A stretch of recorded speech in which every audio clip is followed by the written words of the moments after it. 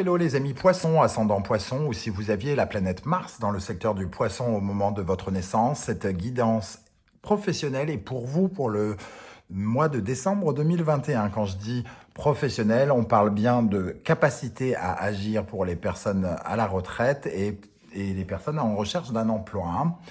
Donc bien sûr, c'est un tirage général qui ne va pas parler à tous les poissons de la même façon. Prenez les énergies qui vibrent avec ce que vous vivez actuellement. N'hésitez pas à faire votre propre lecture intuitive pour tirer l'essence même de ces cartes et les adapter à vous, vous adapter à elles et en tirer les messages qui vous correspondent. Si toutefois vous désirez d'autres messages, je vous invite à regarder la vidéo de votre signe ascendant ou votre signe martien. Je me permets de mettre dans la barre d'infos les différents liens de toutes les guidances que j'ai réalisées pour le mois de décembre et notamment aussi la guidance 2022 des poissons qui est encore disponible. Si vous ne l'avez pas découverte ou si vous voulez la redécouvrir, n'hésitez pas. Il y a également mon adresse email si vous désirez des renseignements pour les tirages personnalisés. On regarde maintenant l'énergie principale qui va vous accompagner, les amis poissons. En décembre 2021, nous avons la Lune et le Cancer. Il y a quelque chose de lié à l'émotion pour vous, les amis poissons. Vous ressentez un flot d'émotions un peu particulier, peut-être même difficile à canaliser, un peu comme un tsunami qui arrive. On se retrouve à la fois en colère, un peu déçu, un peu triste, un peu inquiet. On est un peu inquiet parce qu'on ne connaît pas véritablement aussi l'avenir avec cette carte de lune, puisqu'elle nous éclaire jamais totalement comme le soleil. Elle nous éclaire parce qu'on ressent des choses, mais on ne les voit pas. Alors peut-être vous ressentez des choses, ça fait remonter des peurs chez vous. Vous sentez peut-être une période un peu délicate, peut-être dans votre vie professionnelle, et qui fait que vous vous faites du souci, ça remonte des peurs d'être licencié, des peurs d'être mal aimé, des peurs de que sais-je encore. C'est pas toujours justifié, mais c'est votre façon actuellement de gérer vos émotions qui priment peut-être pour vous. En plus, vous êtes un signe d'eau, donc vous êtes connecté aussi quelque part avec cette lune et ce cancer. On va regarder tout de suite les énergies, vos énergies à vous, votre état d'esprit pour aborder ce mois de décembre.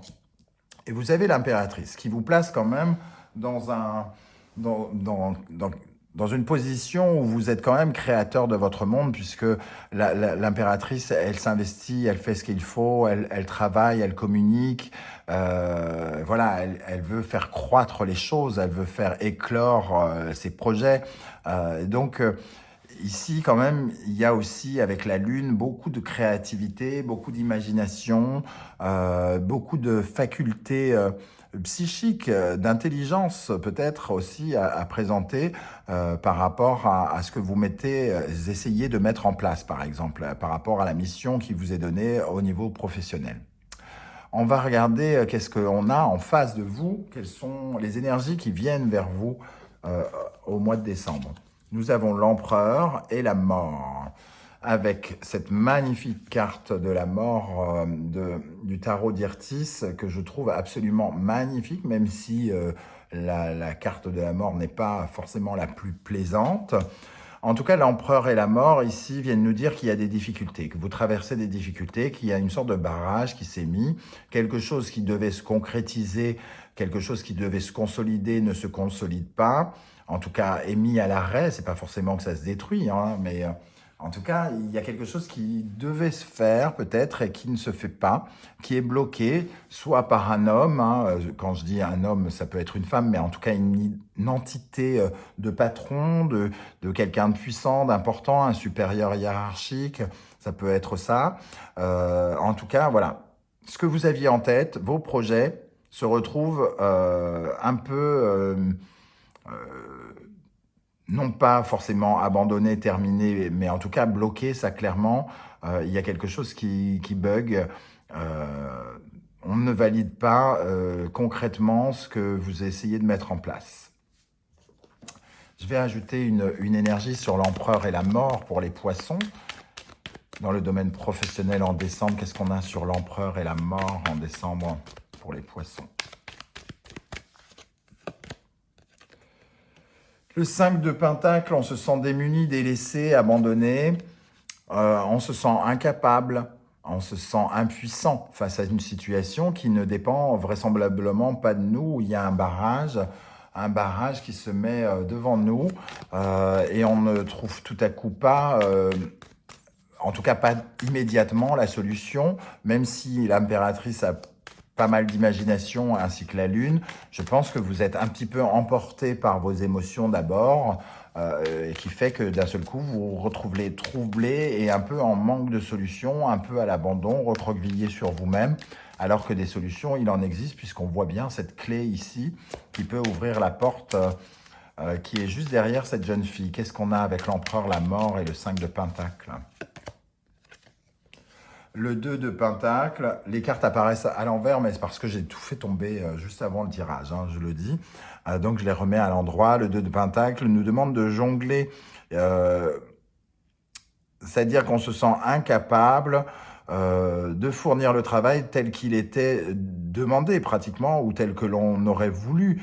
Et on se sent impuissant de choisir concrètement peut-être certains éléments de ce travail, certaines choses. On va regarder les énergies qui en découlent ici. Nous avons le chariot et la grande prêtresse qui nous disent que pour avancer, entre guillemets, il faut réfléchir.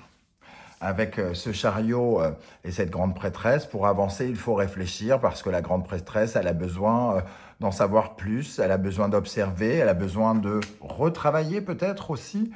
Peut-être que votre projet est à l'arrêt et qu'il faut le retravailler, ça ne se passe pas comme vous le vouliez, on ne l'accepte pas, on ne le valide pas.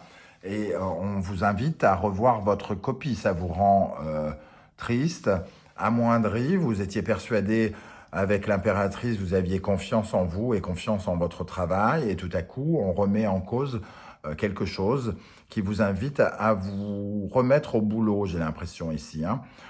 Ça ne passe pas dans l'état actuel des choses, mais ça pourrait tout à fait passer en retravaillant quelque chose. On voit bien cette personne qui fait des analyses, des calculs, qui regarde, qui observe, qui écoute tous les éléments pour pouvoir sentir les choses. Moi, je vous invite quand même, en présence de cette carte et de la grande prêtresse, à faire jouer votre clairvoyance, vos ressentis, parce que finalement, vous avez peut-être la possibilité, si vous arrivez à calmer vos émotions, d'avoir comme voilà, d'avoir une certaine forme de lucidité qui vous permettra de voir les erreurs qui ont peut-être été commises et de les corriger. En tout cas, on ressent profondément les choses. Donc, si vous avez l'impression qu'une réponse, une solution arrive dans votre tête, c'est peut-être que justement, ça peut être la bonne. Donc, écoutez-vous profondément. On va regarder maintenant le conseil du tarot, la roue de fortune. Avec la roue de fortune en conseil, on nous dit qu'il faut continuer la route qui nous est proposée par le destin. Il ne faut pas essayer de changer les choses. Il faut accepter ce qui nous arrive. C'est pour entre guillemets, une bonne cause. Exemple, vous êtes en train d'écrire un rapport, je ne sais pas, pour l'entreprise. Il n'est pas... il est rejeté, il ne correspond pas finalement à ce qui était attendu. On vous invite à retravailler. Et ici, la roue de fortune vous dit acceptez ce qui arrive parce que finalement, quand vous aurez retravaillé, peut-être que le travail sera bien mieux que votre version première. Donc, ça n'arrive pas par hasard. Si c'est bloqué, ça n'arrive pas par hasard. Le destin fait que c'est arrivé et il faut accepter que les choses soient ainsi. C'est un peu, voilà, en tout cas, le conseil que nous donne la roue de fortune. Pour conclure, nous avons l'énergie de l'étoile et de l'amoureux. L'étoile et l'amoureux qui nous invitent à nous adapter. Il y a quelque chose, on n'est pas... c'est un peu comme si vous réalisiez le travail de quelqu'un, mais que vous l'aviez fait pour vous. Et donc forcément, ça ne colle pas forcément à ce quelqu'un. Et on vous invite à vous adapter à l'autre et aux circonstances et à vous adapter à ce qui se passe pour pouvoir justement affronter les événements et les surmonter. Donc ici, il faut vous adapter aux circonstances qui bloquantes et trouver les solutions avec la grande prêtresse en revoyant votre copie, votre façon de faire pour pouvoir avancer à nouveau. Pour moi, il y a quelque chose de passager hein, quand même dans cette histoire, mais la lune ici nous dit que ça vous, quand même, ça vous tracasse, ça vous blesse, peut-être, ça remet en cause vos capacités d'impératrice, de créateur, créatrice. Alors, qu'est-ce qu'on a il y a celle-ci qui est tombée, je n'avais pas vraiment eu le temps de poser mon intention, mais avec l'étoile et l'amoureux, qu'est-ce qu'on a dans le domaine professionnel pour les poissons? Nous avons le 3 de Pentacle et le 5 de Coupe. Ici, il peut y avoir le sentiment d'être un peu mal aimé dans un groupe, dans une collaboration, parce que justement, il y a quelque chose qui bloque, et qui est peut-être de notre fait ou du fait d'un de nos collaborateurs. Mais en tout cas, vous ressentez une certaine forme de rejet avec ce 5 de coupe ici, qu'on peut ressentir aussi avec cette énergie-là hein, de la Lune.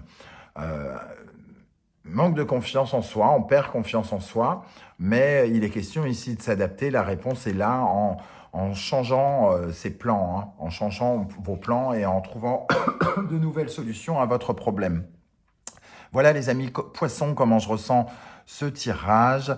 N'hésitez pas à me dire comment il vibre avec vous en commentaire. Je serai heureux de vous lire et de vous répondre. Et si vous avez aimé ce tirage, n'hésitez pas à liker, à vous abonner et à partager sur vos réseaux sociaux. On se retrouve pour la dernière vidéo, la dernière guidance de 2021, la guidance 100% sentimentale relationnelle dans quelques jours. Et en attendant, je vous souhaite de passer de très très bonnes fêtes de fin d'année. Ciao, ciao.